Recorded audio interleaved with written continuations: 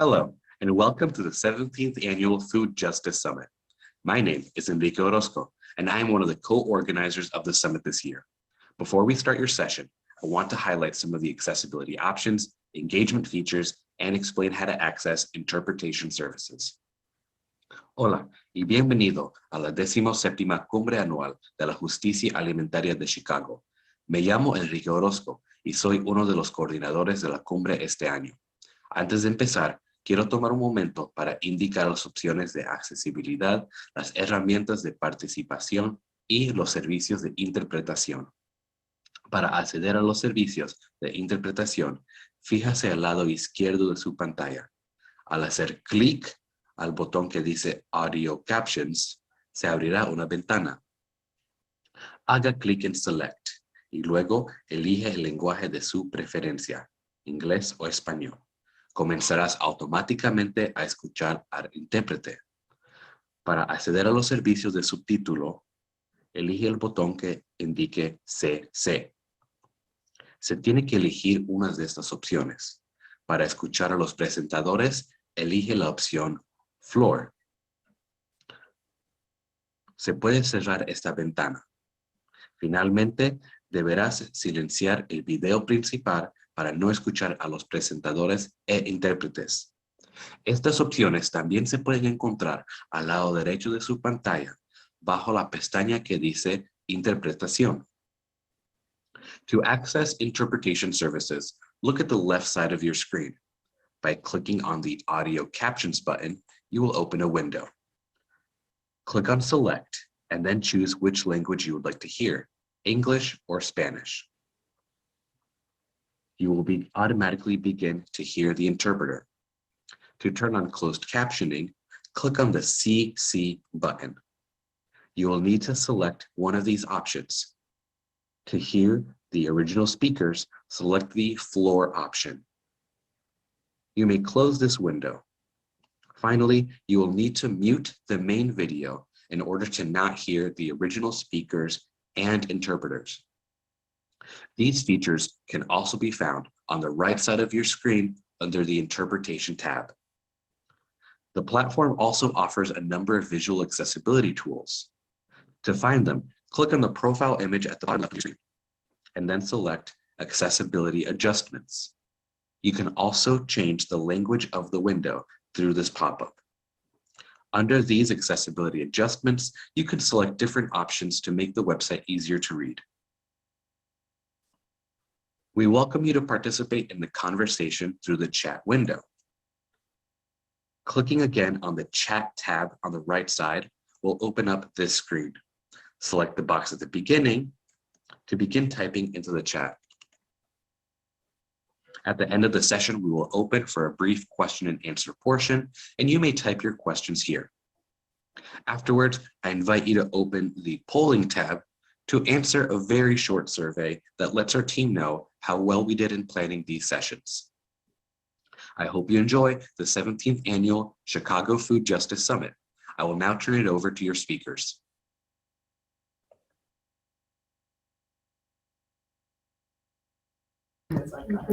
Hi, everybody. Good morning, and thank you for joining us today. My name is Rocio Vargas, and I am the CSA and Farmers Market Manager for Star Farm Chicago. Just a little bit about Star Farm.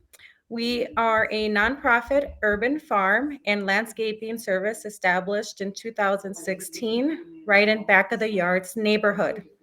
We work to increase access of local organic produce through farmers markets, pop-ups, CSA delivery, and our local food co-op. On the farm, we create an all-inclusive space by providing local jobs, vocational training, and horticulture therapy to people with disabilities, employment barriers, and empowering women. Through our work, we hope to inspire the next generation of urban growers and food justice advocates while improving the long-term health and mental health outcomes of our communities.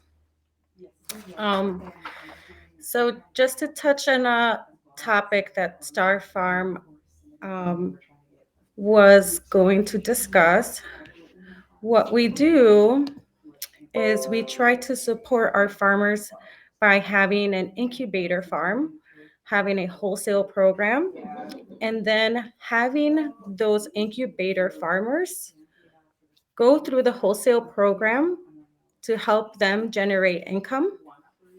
We try to support our farmers by showing them these skills, offering workshops, and we use our farm as a platform to help those that are interested in agriculture and food justice, um, help them become an entrepreneur. We also do offer pop-ups with our mobile farm stand. That has been a very fun experience. This is a 1970 ice cream truck that we were able to convert into a mobile fresh market. And we offer this service right in back of the yards neighborhood. We do ask that if you wish to partner with us, to select multiple dates, as we love to do weekly and monthly pop-ups to all of our senior residents here in the neighborhood. Star Farm also accepts Link, WIC, senior citizen coupons, and we're known for donating produce like no one's business. We love that we have low barriers and that we can adapt to our environment.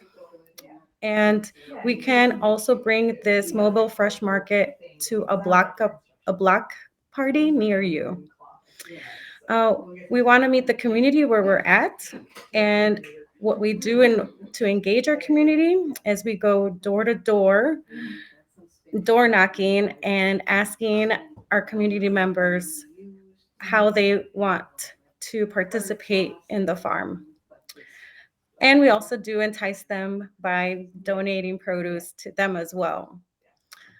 I think success in these projects, whether it's the mobile market or our incubator program, helps increase food security and access to fresh, nutritious produce because it's right here in your community. And we are helping shift strategies by offering the idea that you can convert a vehicle and convert it into a mobile market. And it helps you to do pop-ups at parks, it helps you do pop-ups at schools. It just basically helps you bring the produce to those that really need it. And I think it's a great uh, bridge gap, to have something that's mobile like that. Um, as we develop our 5-year and 10-year strategy, you will see Star Farm evolve.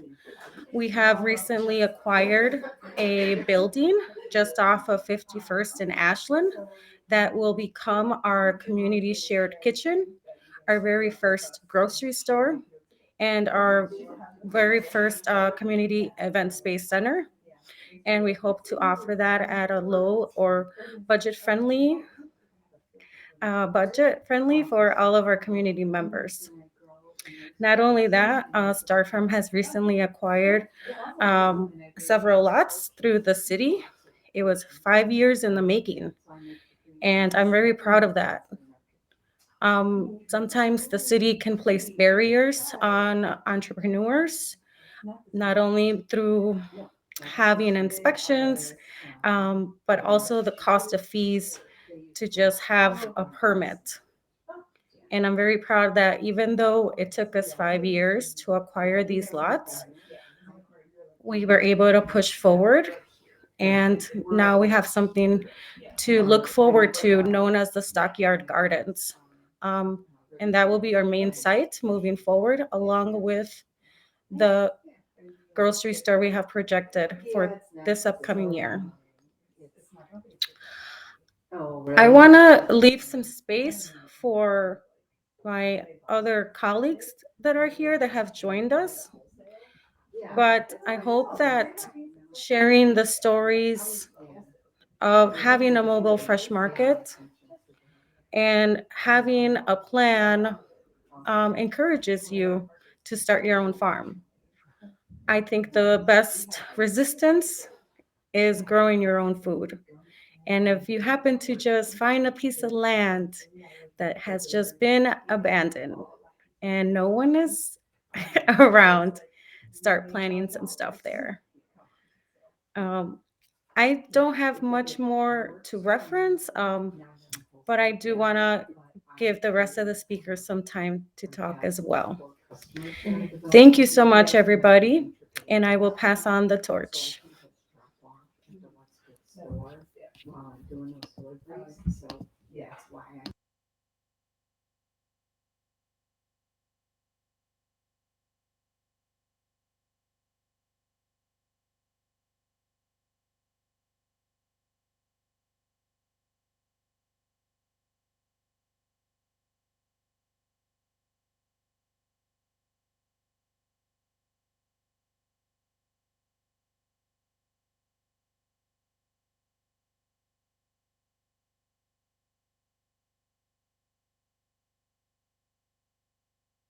Hi, I'm Linda Seiler. I am the director and founder of the Global Garden Refugee Training Farm.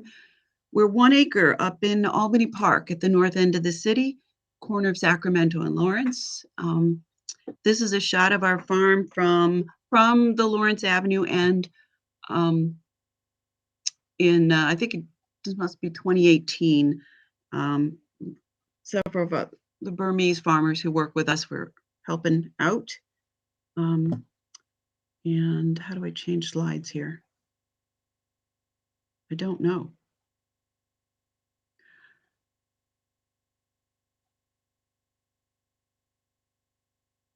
Okay. I'm not seeing an arrow.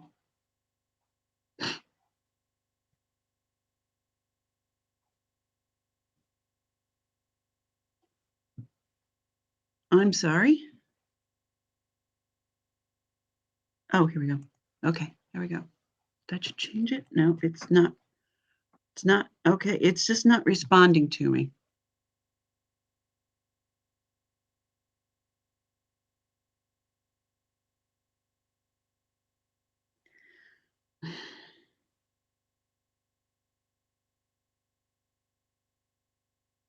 It's not working. Well, what I had was another shot of our farm.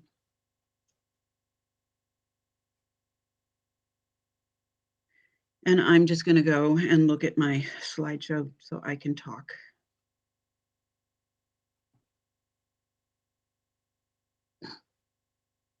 All right, we are, okay, I'm going to have to read our mission to you. Our mission is to improve access to fresh vegetables for newly arrived refugee families and their urban neighbors. Feed the souls of displaced farmers through reconnection with the soil and food production. Provide supplemental income for participating refugee farmers. And this is very aspirational for us at this point, foster new refugee-operated farms. We still have not found a way to bridge folks who have been resettled into the heart of Chicago, out into where they can have their own farms. Nobody wants to be the first Burmese family out in Kendall County. Okay, but what we do and who we serve. We have 96 refugee families who each have a garden plot where they grow for their own use, for home use. And then in addition, we have 6 incubator farmers who are sharing about 1/3 of an acre, and they are growing to sell via the Global Garden Farm CSA. It's a very small CSA, about 40 members. We also sell at farmers markets. We sold at 5 farmers markets this past summer, to restaurants, not so much in the last couple years. And a new endeavor that I want to talk about is we've been selling to food pantries. And I don't think this is a very profound idea. My talk is about how we sold vegetables to food pantries. But I think when I proposed this idea, I got a positive response, and I think it's important. I don't know, maybe it's an idea we can share with others. Anyway, I need to say that because the produce we grow at Global Garden Refugee Training Farm it belongs to the families and the farmers who grow it, not to the organization. we cannot outright donate the produce to food pantries or to anyone else. Our farmers are low-income folks to begin with. They would be, without the farm, they might be food pantry clients themselves. So they need to be compensated for their work and their produce. Okay. What we did in 2020 was the first time we ever sold anything to a food pantry. And it was very minor. Common Pantry, one of Chicago's legacy food pantries, got funding of their own to purchase produce from us. And so it was started late in the season. We made 2-3 deliveries to them, and then that was the end of the growing season. In 2021, we were in position to start delivering to Common Pantry right from the beginning. And again, they had their own funding, and they actually sent us a check at the end of every month to compensate. But we were also contacted about this time a year ago by ConAgra Brands Foundation. They wanted to support us. They wanted to give us some funding, and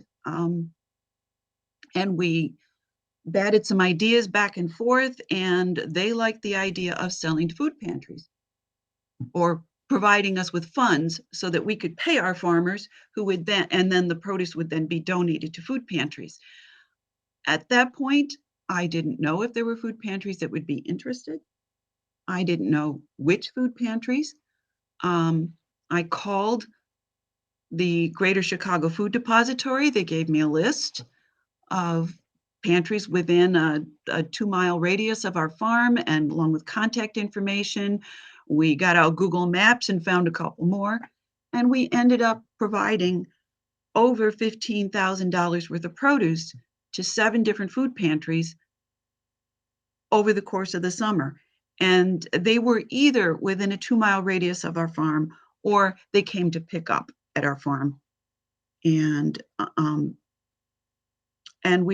for 2022, we've already been, ConAgra Brands has already come through with funding, so a little bit more funding, so we can do even more. Because what we found was that with that $15,000 last year, we could have provided more. The pantries wanted it, and we had the production. We could have done it.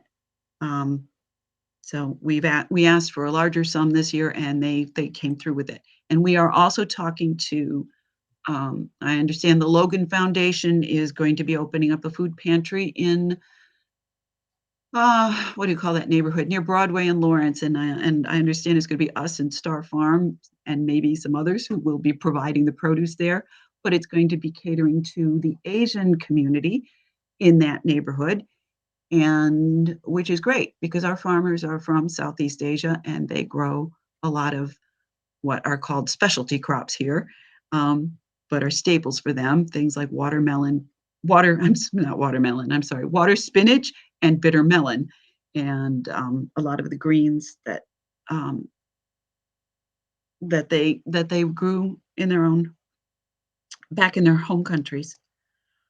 The benefits to the food pantries: minimal or no storage or handling. We delivered on time. It was on-time delivery, no inventory. If their client pickup time started at noon, we would be there at 11:50 with a carload of vegetables, and it was also bundled or bagged ready for them to put into each client's market basket. They didn't have to do any handling or store anything. They didn't need to have refrigeration for this produce. And it was a way to get, fresh vegetables, fresh, hyper-local, organically grown vegetables into the hands of food pantry clients. And then the benefits to our farmers: the farmers receive a fair and profitable compensation for the crops they raise, so it's sustainable in that way. And these were large, regular, weekly sales that our farmers could plan on. both in terms of their harvest schedule and in terms of their income. This was they love it. They want to, as far as they're concerned, selling to food pantries was just a really great arrangement. For the future, we ultimately hope to eliminate the causes of food insecurity, which bring about the need for food pantries. And we're not proposing selling to food pantries as a long-term marketing strategy for anybody. However, in the meantime, especially as the pandemic continues, the restaurants are not buying from us. It's a great strategy that again gets fresh, organic, culturally appropriate, hyper local vegetables onto the plates of low income eaters. And while it also supports the small scale local urban farmers. The missing element in this, the food pantries love it. We discovered our farmers love it. The missing element is the funding in between. And we have found it to be an easy pitch once we've connected with a funding source like a foundation. Something I'm interested in and would love to connect with people on are looking for ways to create some streams where this can be funded through USDA programs. Talking to colleagues who work with refugee farms, other refugee farms across the country, it's really hard for us on the small scale to participate in USDA programs that try to get produce into the food pantries, because basically, as one colleague put it, they want to pay pennies on the dollar for pallet loads of vegetables, and that's just not within our capabilities.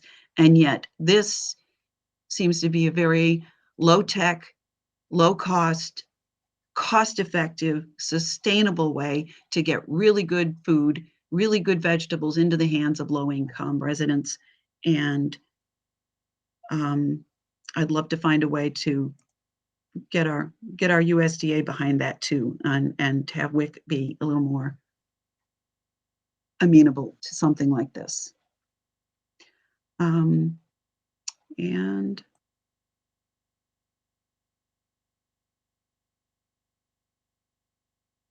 okay, oh, you are able to see my screen. Okay, as I was going through, great.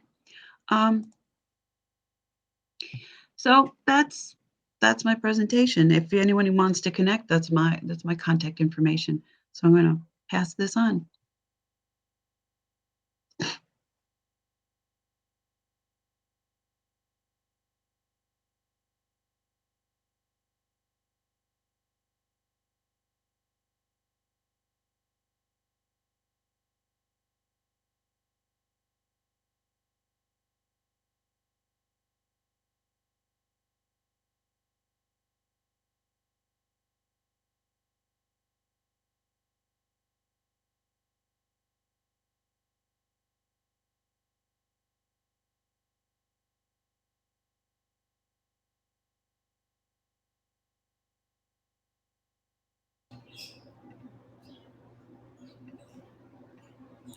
Hi, everybody. My name is Jen Delos Reyes. I'm super excited to be here today. Let me just see if I can share this so that it's full screen as we go along and not just this little guy.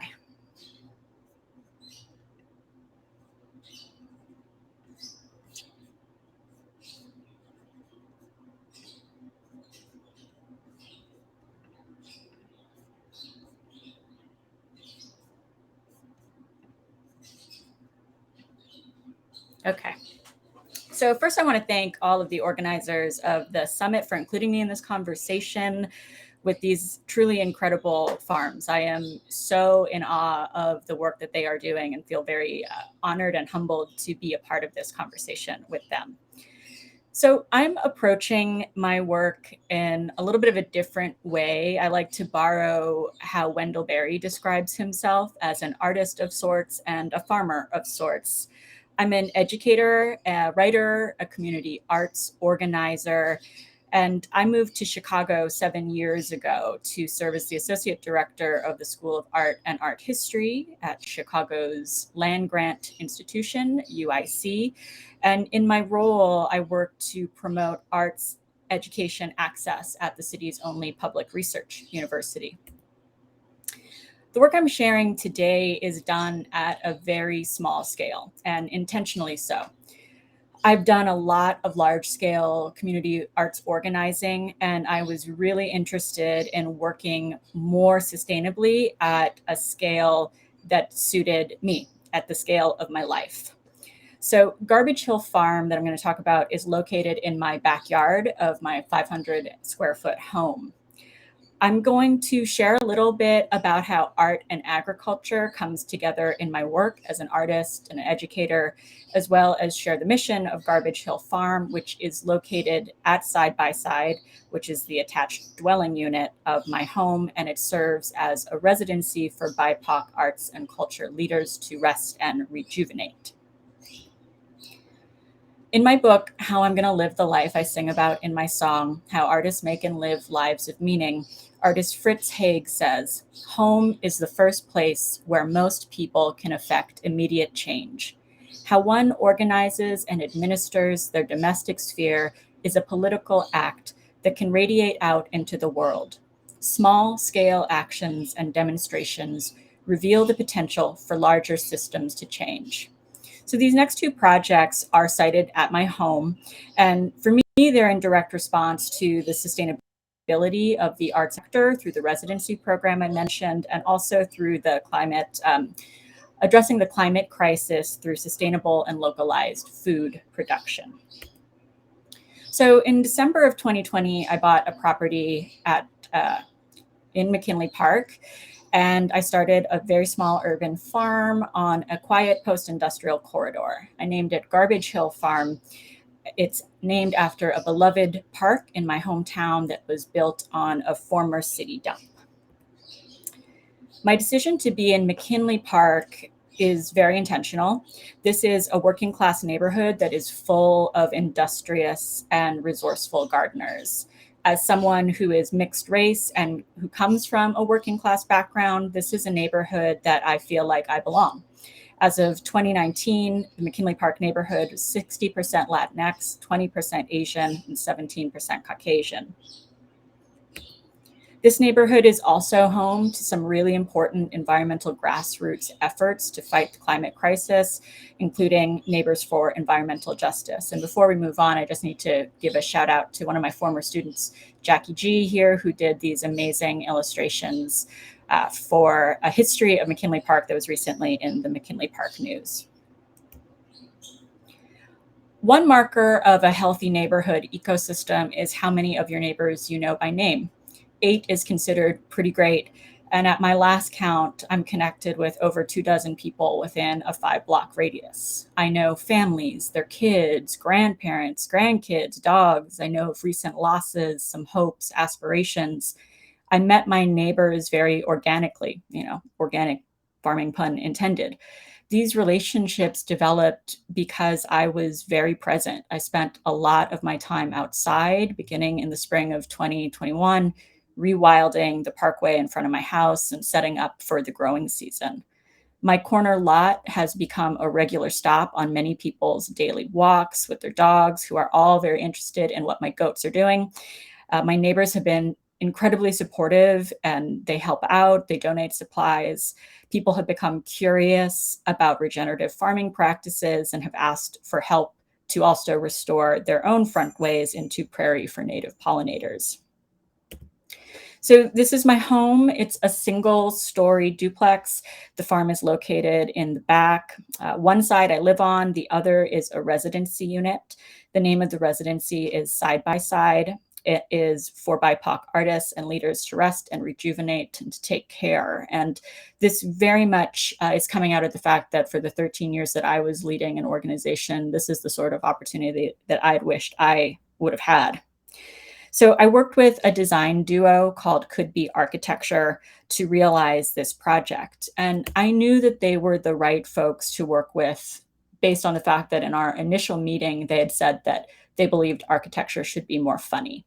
They also understood that I had a lot of goals and aspirations for this very small space. It's only 500 square feet. And within the space, I wanted to be able to host public programs and events. This is the living room space, and it was designed to be able to accommodate up to 20 people for in-person lectures, screenings, public talks. You can kind of see how the seating goes all the way around. And in the back there is sort of a raised sort of stadium style seating. And this space above that fireplace is held for overhead projection for lectures and things like that. There's also room for food-based programs. There's a chef counter, and the kitchen sort of serves as a demonstration kitchen as well, and a library and study space. It was really important for me that the space be beautiful, joyful, and flexible. And despite being small in scale, it models how we as individuals can support each other and hold space for community and gathering in our own homes. The overall project embodies sustainability and moves towards personal space sovereignty. We grow our own food for neighbors, and community pantries. The project uses solar energy. We're working on water catchment units, and once the current systems age out, moving towards geothermal heating and cooling. This whole project is a small-scale system that enacts how we as individuals can support each other, conduct research, rest, and create the world that we want to see, literally in our own backyards. So in the backyard, it is home to many chickens, birds, neighborhood rescue chihuahuas, Meme and Momo, and these twin Nigerian goats. This is Bucky, Buckminster, Bucky for short, and greatest of all time goat. A mission of Garbage Hill Farm is to take on the responsibility of helping people to see the beauty of garbage, really trying to put to use what other people just throw away. The farm is decorated using items that have been discarded. Much of what we use in the farming practice incorporates things that would otherwise end up in the waste stream, like burlap coffee sacks, coffee chaff, another byproduct of the coffee industry, cardboard, animal waste, and more. So one of the questions I like to ask myself is, how can we become stewards of trash? Here I am wearing garbage, an insulated jumpsuit that was found in an alley in my neighborhood. I'm sitting on garbage, wooden rocking horses that were laid out with garbage cans. Behind me are 3 commercially purchased scarecrows that were also in the trash, complete with tags still from the store on them. And in a way, I'm petting garbage. These goats are kind of the byproduct of the dairy industry that doesn't keep a lot of male goats around. I really do believe that the survival of our planet hinges on our ability to rethink our relationship to consumption, waste, and disposability. Some quick things about what we do at the farm. Last year, we did an 18-week CSA program for 8 people, and we also grew food for neighbors and made donations to local pantries. I also make household cleaners and beauty products on site that can be refilled here. These are the sorts of activities that I've taken on to help to provide funding for the project. As someone who feels very burnt out on the nonprofit industrial complex, applying for grants, doing that kind of work is just not something that I think is sustainable in the long term. And so I've been looking for other ways to finance the project. And these are some of the things that I do. I sell these through my website, as well as through 2 local stockists, Buddy Chicago at the Chicago Cultural Center and Golden Hour Salon at the Kimball Arts Center. I'm also currently connecting my teaching practice to my farming practice. In my public engagement class for museum and exhibition studies this semester, we're creating a public mutual aid garden that will be in McKinley Park's neighborhood, and also a free community seed library. The seeds that we've selected to share in the library reflect a lot of the histories of some of the communities that live in this neighborhood, and also the power of plants to address issues of pollution and climate change. In the mutual aid garden throughout the summer, there's going to be an amazing rotation of crops that will be free for all to self-harvest. And then the free seed library is going to open on May 7th, just in time for the beginning of the spring planting season. We're also working on cultivating about 400 seedlings that we're going to give away that day as well. I'm also working on a class on art and agriculture that will really highlight this trajectory of artists who've been working at the intersection of art and ag. This is Joseph Boys. This is a project that he did in 1982 for an arts biennial called Documenta. And for this project called 7,000 Oaks, he planted 7,000 oak trees in the city of Kassel, each with a basalt stone next to them. The mound of stones were in front of the museum for the whole duration until all of them were planted. So you could sort of see over time all of these trees and stones moving out into the city. It took 5 years to complete and was a pretty big gesture towards green urban renewal. This is the farm at Black Mountain College. It was an experimental arts college in North Carolina. This was a very famous artist and professor, Joseph Albers. This was him in the garden with students. They tended to the garden, both students and faculty. Then also talking about some more contemporary people who've worked in this way. This is artist Mel Chin and his project Revival Field that use plants to heal the soil and remove heavy metals and toxins, or this amazing collective Superflex that takes many approaches to addressing the climate crisis through art and science, to the collective of artists, designers, farmers, architects known as Future Farmers, Fritz Haig and his Edible Estates project, and more. We're also going to be looking at food systems and looking at models that include the Victory Garden model, which I have a feeling we're getting really close to time, so I'm not going to go that in depth into right now. But, I do think that this is a moment where if we were to turn to growing our own food, we could really make a difference in the climate crisis and also address a lot of issues around human labor in farming practices right now that are pretty exploitative. And we're also going to talk about folks like Grace Lee Boggs, who said, we can begin by doing small things at the local level, like planting community gardens or looking out for our neighbors. That's how change takes place in living systems, not from above, but from within, with many local actions occurring simultaneously. And then the class will include a lot of readings from people like Wendell Berry, Leah Penniman of Soil Fire Farms, as well as some readings from this book I was included in called Outdoor School that highlights a lot of other people who are working in similar ways. And so these are some of the things that I'm doing in my home, in my backyard, and my community to create food access and work towards sustainability. So thank you all for listening, and I'm looking forward to the conversation.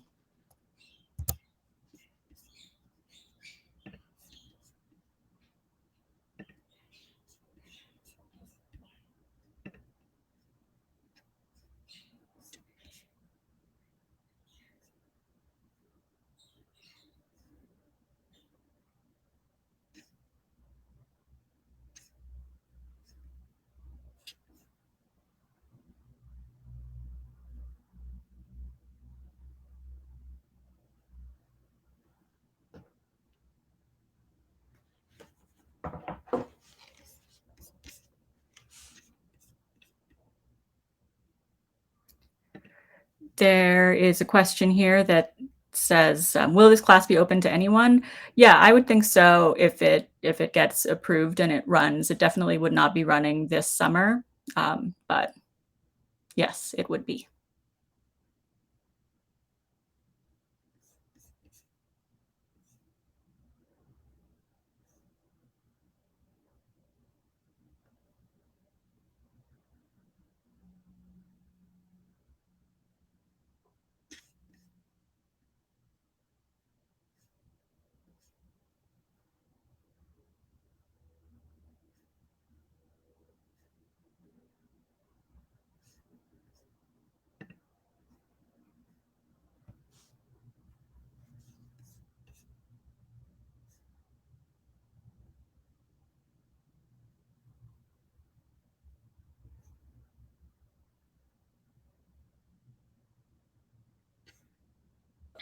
Figuring out in that list. Okay. Oh, hello. Yeah, thank you for saying that the veggie truck instead of the ice cream truck sounds groovy. I agree. We were just lucky enough to get that ice cream truck donated, and fast forward through thousands of Pinterest ideas, we were able to come up with a affordable design that can leverage not only fresh produce, but also popsicles. So yeah, that is also a thing. We partnered with an ice cream parlor right across the street from Curie High School.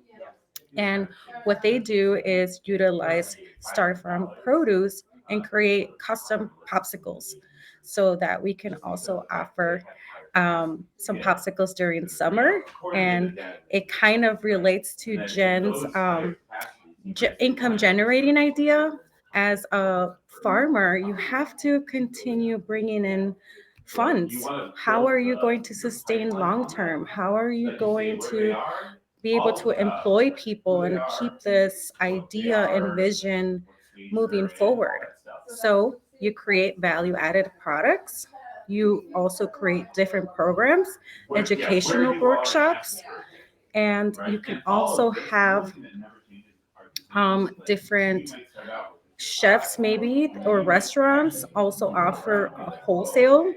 So you're helping your incubator farmers sell this produce that they're growing to restaurants in Chicago. So yes, and then I did want to touch base on the storage. I agree. A lot of food pantries don't have a lot of cold storage.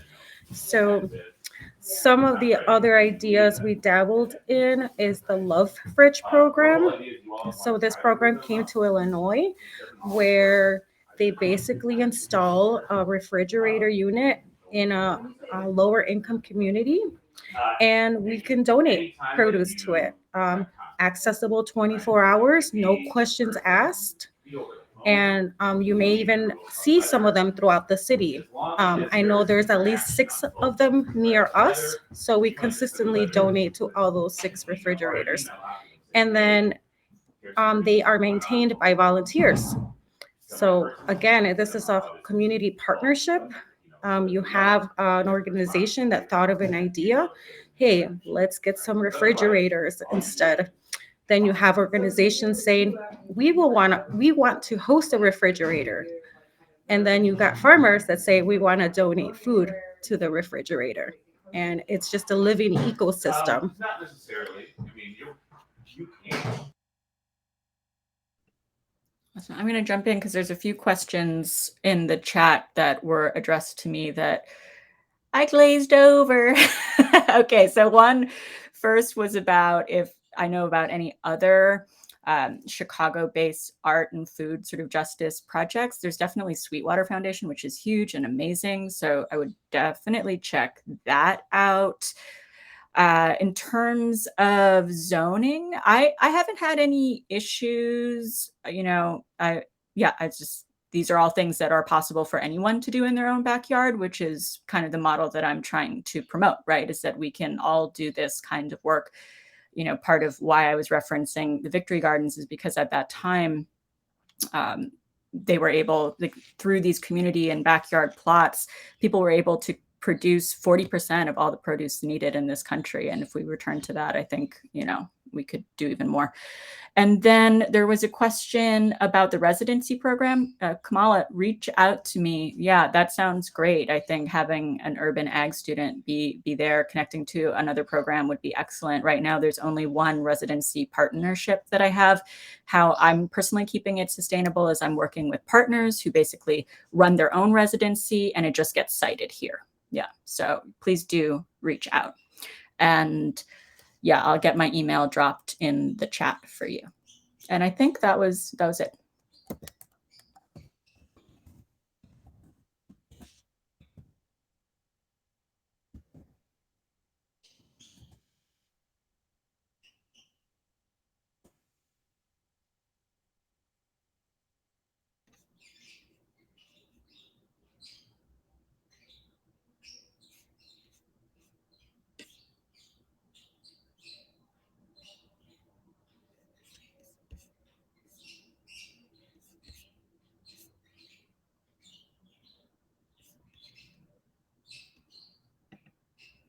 So a question here for Linda.